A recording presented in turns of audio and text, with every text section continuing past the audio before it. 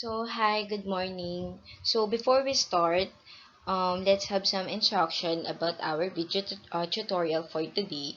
If you have questions, comments, clarifications regarding our video tutorial or about our topic, you may post it or type it in the comment box below or in our Edmodo class. Okay? So, let's start discussing about the stuffing.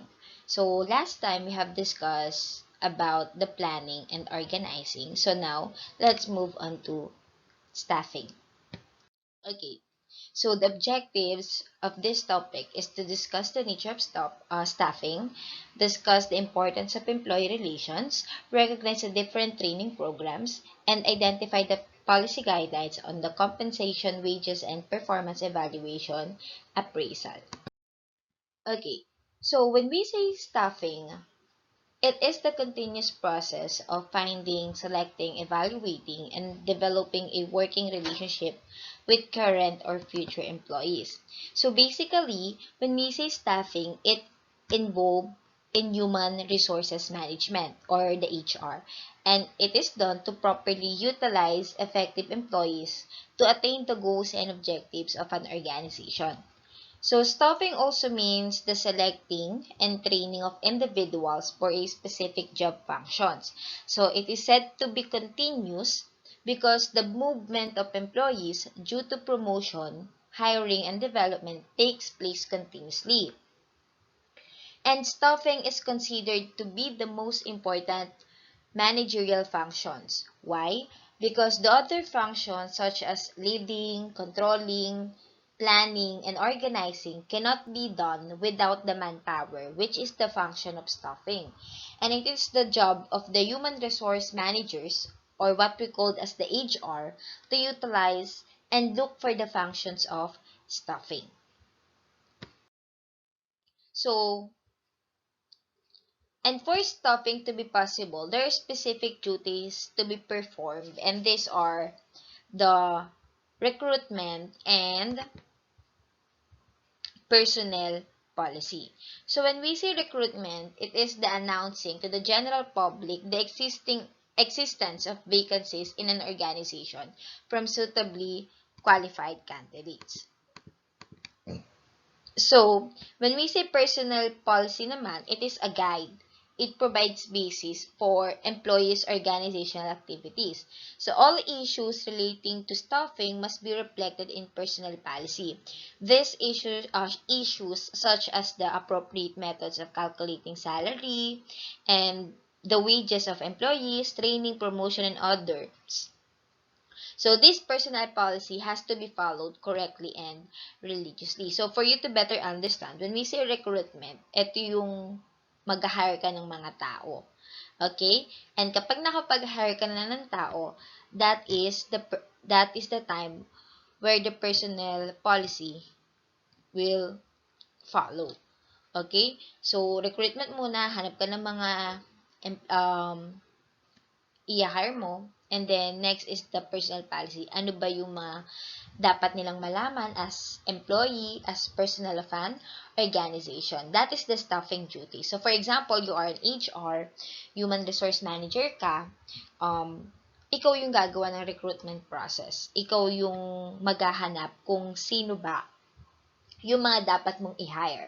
And if na-hire mo na yung mga taong yun, that is the time na i-discuss mo yung personal policy. Magkano ba yung sasahurin mo? Ano yung mga, gano'ng kadami yung leaves mo? Ano yung mga time kung kailan ka pwedeng umabsent? And ano yung mga mangyayari pag umabsent ka? Ano yung mga promotion? Paano ka mapopromote? Ano yung mga pwedeng benefit na makuha mo dun sa organization? Okay, so recruitment activities need to be responsive to the competitive market to secure, of course, suitably qualified and capable soon-to-be employees at all levels or in your organization. And, of course, to be effective, the manager should know how, when, and what source they should look into. So, either internally or externally. So, when we say internal recruitment, so for example, hahanap ka ng mga magiging employee mo, saan ka ba hahanap? So either internal or external. So when we say internal recruitment, it is the most cost-effective source for recruitment, especially if the employees has been enhanced through trainings and development in your organization. So yung transfer, we will be discuss it later. So, during the employee movement. So, for example, when we say internal recruitment, um, from training employee, magiging team leader ka. That is the internal recruitment. So, i-hire ka nila, ipopromote ka nila into a better position kung saan ka magandang ilagay. And when we say external recruitment, it is exploring talents outside your company. So, kung wala silang mahanap dun sa mga talent or dun sa employee na nasa loob ng organization mo, that is the time that they will look outside the organization. So, due to rapidly changing demand and skills and experience, sometimes it cannot be suitably employees or qualified employees cannot be sourced or found from the existing employees. So, yun nga, kapag minsan hindi hindi nila makita yung qualified na employee for that certain position, nahanap sila outside your organization. That is the external recruitment.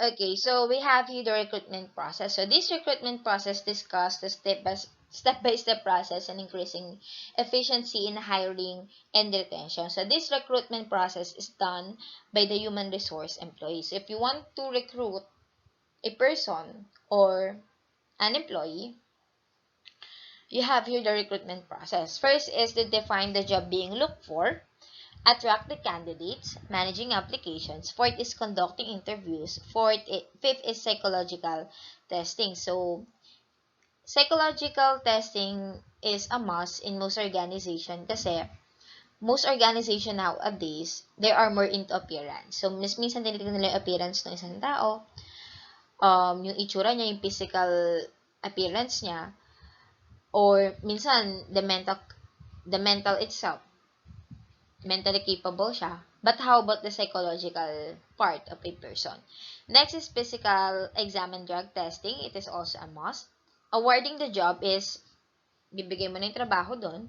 Employee orientation, of course, this is also a must kasi kailangan alam ng employee kung ano ba yung trabahong papasukan niya, magkano yung sasahurin niya, and reference check and background investigation. So, may mga organization or most of organization, they do the reference check and background investigation para malaman nila kung ano ba yung character mo as an employee or as a normal or common individual. Okay. Next, we have here the personnel policy. So, sabi ko nga, it is a guide. It provides a basis for employees' organizational activities. So, when we say personnel employees, sabi ko nga, all issues relating to staffing must be reflected in personnel policy. So, all issues such as the wages, salaries, training, promotion, and other. So, this personnel policy, of course, should be followed religiously. So, we have here policy on compensation and wages and performance evaluation and appraisal. So, on the policy and compensation and wages, or the remuneration or the salary or wage, it is a fixed amount paid in exchange for an employee's service. So, this payment should be fair and the amount similar to what is paid to other employees in similar organization. And it should be competitive. So, lagi nga nilang sinasabi, yung salary mo should be competitive. Okay? So, in terms of salary, for full-time employees, salary is described annually, monthly, bi-weekly, or weekly amount. And for part-time employees naman, it is described as an hourly amount per oras. And the compensation can be divided into salary, benefits, and incentives. So, sa policy and on the compensation and wages, if you are a full-time employee, sumasahod ka either annually, monthly, bi-weekly, or weekly. And kapag naman part-time employee ka, ang basihan doon ay per oras. So, babayaran kanila kung ilang oras ka nagtrabaho sa kanila. And when we say performance evaluation and appraisal, it is a systematic evaluation of the performance of the employees for the basis of promotion. It can be salary increase or improvements on performance. So, appraisal is the process of course, reviewing of employees, department heads, senior employees on the individual competencies, performance, and professional needs. And there are systematic ways to conduct this performance evaluation. So, kung gusto mong i-promote ang isang tao or kung gusto mong kilalanin or alamin yung performance ng isang tao, you need to review or you need to check the performance evaluation. And next, we have here the employee relation. So when we say employee relation, it is maintaining a strong employer and employee relationship. So, because having this relationship or having sound relationship between the employer and employee can be the key to success of the organization. If an organization has employee relations, the employees will be more productive, more efficient, and create less conflict and will be more loyal to the organization. And how to create this employee relations or sound relationship.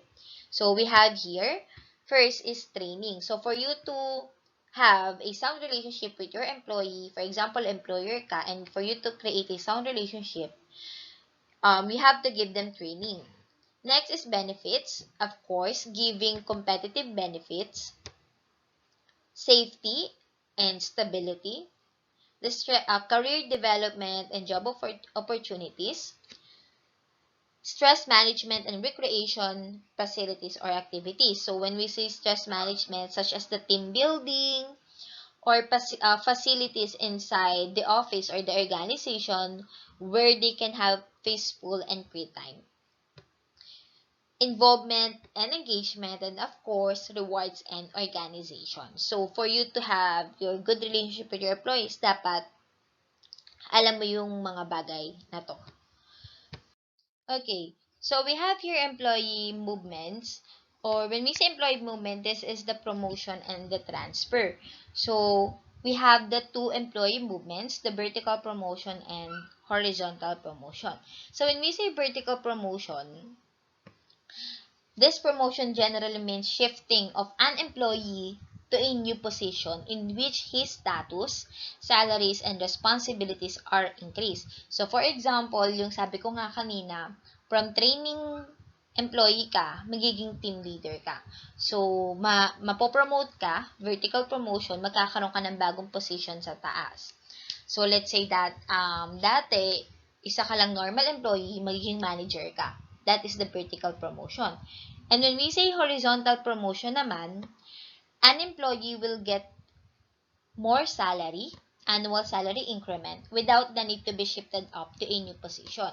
So, kahit na hindi ka, let's say, kahit na normal employee ka, tataas yung sahod mo, kahit na hindi ka nila ilagay sa managerial position.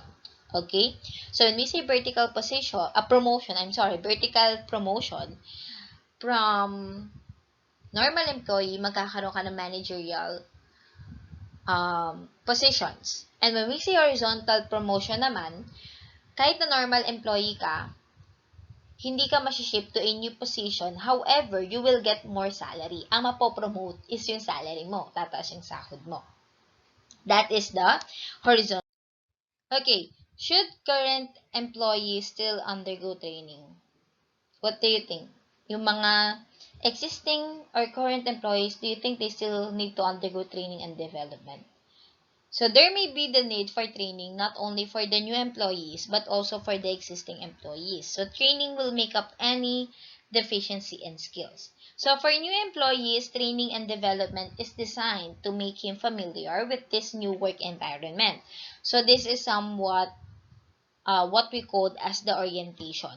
And for the older, current, or existing employees, so the training and development is designed to update their skills and knowledge. Kasi sometimes there are knowledge and skills na na-outdate at kailangan mo siyang i-update kahit na nag-work ka na dun sa certain organization. That is the reason kahit na existing employee ka na or current employee ka na isang organization, you still need to undergo training and development. So there are different types of training. So we have here on-the-job training wherein an employee is put through a specific assignment given by the older employees. And off-the-job training, employees leaves the organization to train outside the company. So when we say on-the-job, nasa loob ka lang ng organization pero bibigyan ka ng specific assignment ng older employee mo. And when we say off-the-job naman, lalabas ka ng organization para dun ka i-train. Okay? Next is apprenticeship training. When we say apprenticeship training, a person learns some technical skills within a defined period of time. He serves as an apprentice within that period. So, may specific time lang kung kailan siya mag-train and then he will serve as apprentice. Next is technical training wherein the trainee learns the theoretical knowledge and, of course, the practical skills necessary to perform a job. Next is we have here the supervisory training. When we say supervisory training, of course, you are supervising employees. That training includes human relation skills. So, mostly human relation skills lang siya apart from technical training. Kasi nga magsusupervise ka na ng tao. Kaya kailangan human relation yung bibigyan mo ng training or emphasize. And when we say executive training, this is important for the managers being prepared for top-level management job. So, we have your human skill, design, and conceptual skills which are emphasized in this training. Next, we have here the simulated training. So, when we say simulated training naman, this is the type of training that makes use, ulitin ko ha, that makes use of models made exactly like a real-life objects or environment. So, for example, ano ba example na to? For example, sina Neil Armstrong, they undergo simulated training. Bakit si Neil Armstrong? Yung simulated training po na yon, ilalagay kayo dun sa isang model environment para makita kung kaya nyo ba mag-succeed dun sa real-life situation or environment. So, si Neil Armstrong, nag-undergo siya ng simulated training.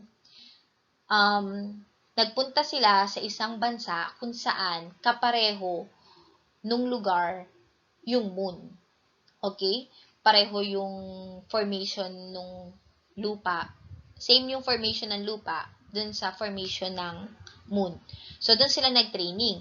So, kapag nung si Neil Armstrong, nag-succeed na sila dun sa simulated training nila, naisip nila na, ay, kaya ko palang maglakad sa moon kasi kapareho lang netong model na to yung moon. That is the time that they are going to the moon to undergo the real life situation and event. So, in business naman, when you are done in simulated training, that is the time when you are going or proceed to the real life situation or environment. So, for example, simulated training, papasok ka as bank employees. So, of course, may training doon. So, simulated training, meron doon kunwari ay sa bangko ha, meron doon kunwari isang